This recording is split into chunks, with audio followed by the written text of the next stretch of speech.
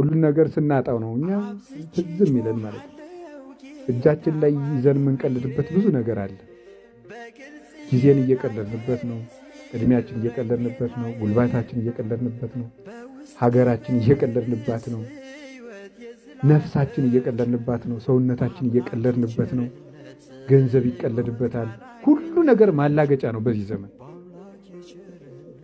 ዛሬ ያባከናችሁት ጊዜ ትዝ የሚላችሁ ስትሸመግሉ ነው። አሁን ትዝ አይል። የሽምግልና ጊዜ በነገራችሁ ላይ ዕዳ የመክፈያ ጊዜ ነው። ታውቃላችሁ?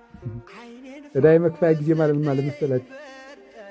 ሰው ሲሸመግል በወጣትነት ዘመኑ የሰራቸው ጉዶች በሙሉ እንደ መነጽር እየመጡ ሌት ተቀን ይታሰቡታል።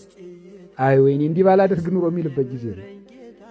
ጓደኞች የሉ የዛ ጊዜ ለምን ምን ጓደኛ የለ፣ መታየት የለ፣ መልክ ተጨማዶ ጠውልጓል። ገንዘብ የለም፣ ጨዋታ የለም። ተጫውተን የምንወደድበት ጊዜ አልፏል። አርጅተን ምን ይቀራል ታዲያ ሲባል ዕዳ ብቻ፣ የህሊና ዕዳ።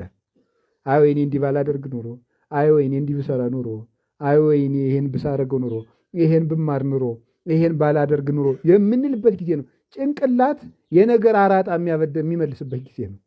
ያጠራቅምና ያንን ስናረጅ በትክክል የማሰቢያ ጊዜ ስለሆነ ብዙ ጊዜ ሽማግሌዎች እንቅልፍ የማይወስዳቸው ለዚህ የልጅነት ጊዜያቸውን እንዳለ ይተርክባቸዋል። አደገኛ ሽምግልና በጣም ቀላል ነገር ነው ይመስላችሁ።